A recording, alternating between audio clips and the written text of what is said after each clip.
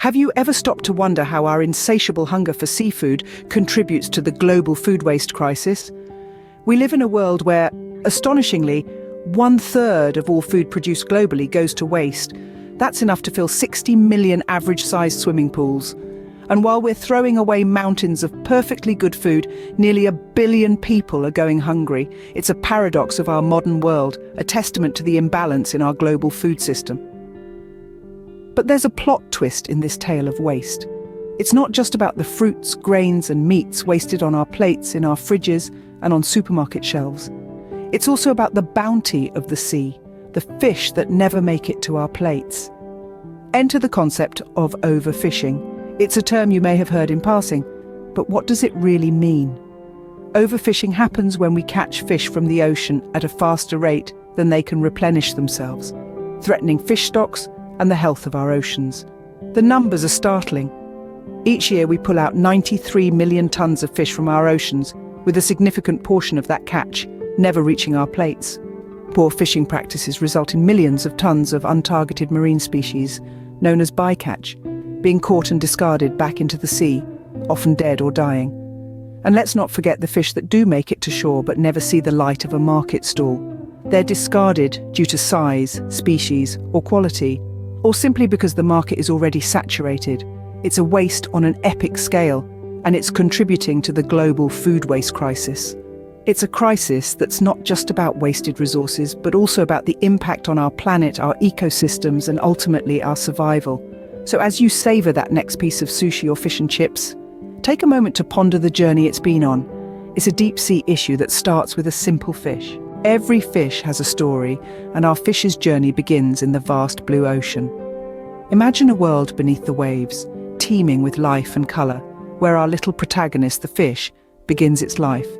From the moment it hatches, it's a part of a grand, interconnected web of marine life. It darts through the corals and seaweeds. It feeds, it grows, and it contributes to the vibrant ecosystem that is the ocean.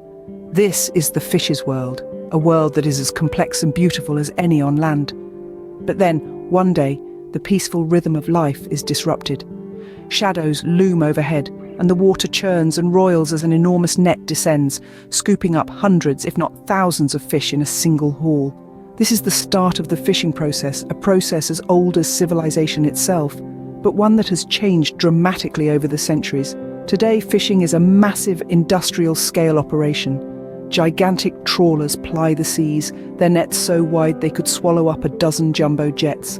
Long lines stretch for miles, baited with thousands of hooks.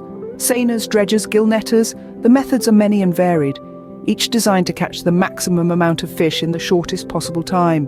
And the numbers are staggering. Every year, millions upon millions of tons of fish are hauled from the oceans. It's an astonishing testament to the abundance of life in the sea, but it's also a stark reminder of our insatiable appetite for seafood. Yet not all these fish are destined for our dinner tables. Many are discarded, thrown back into the sea, dead or dying. Others are lost in transit, rotting away in the holds of ships or in the back of refrigerated lorries. And still others are wasted at the processing plants, their bodies turned into fish meal or simply thrown away. But not all these fish make it to our plates, and that's where the problem lies. Caught, stored, transported, and sometimes wasted. This is the untold story of our seafood. Imagine a fish freshly caught and brimming with vitality, pulled from the depths of the ocean. It's a long journey from there to your plate, and it's not as streamlined as you might think. In fact, the path our seafood takes is riddled with inefficiencies and wastage that contribute significantly to the global food waste crisis. This process begins with storage. As soon as the fish leaves the water, the clock starts ticking. Seafood is particularly perishable and needs to be stored correctly to prevent spoilage. But in many cases, inadequate storage facilities on fishing vessels lead to a large portion of the catch going to waste even before it reaches the shore. Once the catch reaches land, it's transported to markets, often across long distances. This stage is another hotspot for wastage. Sometimes, due to logistical challenges and lack of proper refrigeration during transit, a significant portion of the catch spoils and is discarded. And then we arrive at the marketplaces. While some fish are sold and consumed promptly, others languish. They may be thrown away if they're not sold within a day or two, contributing to yet another layer of waste. This wastage isn't just about the fish that end up in the bin. It's about the resources invested in catching, storing, and transporting these fish. It's about the fuel used by the fishing vessels and transport trucks, the ice used for storage, and the time and effort of the fishermen. All these resources are wasted when the fish is not consumed. All these inefficiencies and wastage along the seafood supply chain add up. They contribute to the mounting food waste crisis and exacerbate the strain on our already overfished oceans. The journey to our plates is fraught with waste, and it's an issue we simply can't ignore. The final stop of our fish's journey is, of course, our plates. But what happens when it doesn't make it? At this juncture, we delve into the waste that occurs at the consumer level. It's not just about the fish that don't make it to our plates. It's also about the ones that do, but are then discarded. This waste manifests in various forms, from the fish that goes unsold at the supermarket, the excess from restaurants that is thrown away, to the leftovers in our homes that end up in the bin. In the hustle and bustle of the food industry, restaurants often order more fish than necessary, leading to waste. And in our homes, our eyes can be bigger than our stomachs. We buy more than we need, cook more than we can eat, and end up throwing away what we can't finish. This waste, which could have been prevented with better planning and portion control, is a significant contributor to the global food waste crisis. But what does this waste mean for us and our planet? To put it simply, it's a double whammy. On one hand, we have the environmental impact.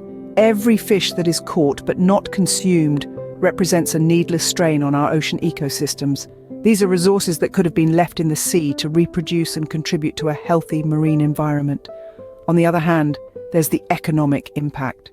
When we waste food, we're not just throwing away the food itself, but all the resources that went into producing it.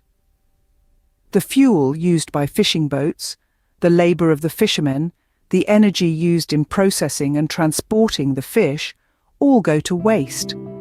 In essence, the waste that occurs at the consumer level is not just about wasted food, but wasted resources, wasted effort, and a wasted opportunity to sustain our oceans. And so, our fish's journey ends not with a feast, but with a waste. But where does overfishing fit into this wasteful picture? Let's dive into the deep blue and uncover the truth. Overfishing is akin to plucking too many apples from a tree until there are none left for tomorrow. It's a relentless cycle that accelerates the food waste crisis, leading to dwindling fish stocks and a disrupted marine ecosystem. Imagine the sea as a giant pantry. When we take more than we need, we're essentially wasting food on a colossal scale. The fish that are left behind, often the smaller or less desirable species, are discarded back into the sea, dead or dying. This is a symptom of our out of sight, out of mind mentality. But the repercussions are far-reaching. Overfishing doesn't just impact the biodiversity of our oceans, it also affects the millions of people who depend on fish for their livelihood and food security. Overfishing isn't just about taking too many fish from the sea, it's also about the waste we create in the process. From sea to plate, the journey of a fish is more complex than we realize. As we've explored, this voyage is laden with unnecessary wastage, a critical part of the global food waste crisis. Every stage, from catching to consumption, is marred by waste, with overfishing exacerbating the issue significantly. Overfishing doesn't just deplete marine life, it directly contributes to food waste. When we catch more than we can consume or sell, the surplus is discarded, a tragic waste of life and resources. This wastage is not just an environmental issue, but a social one as well. The communities that rely on these fish for their livelihoods are left with dwindling resources, and consumers are left with higher prices and less availability. So as we move forward, let's remember the value of sustainable fishing practices and reconsider our consumption habits. The next time you enjoy a seafood feast, remember the journey it took to get to your plate and the waste that journey entailed.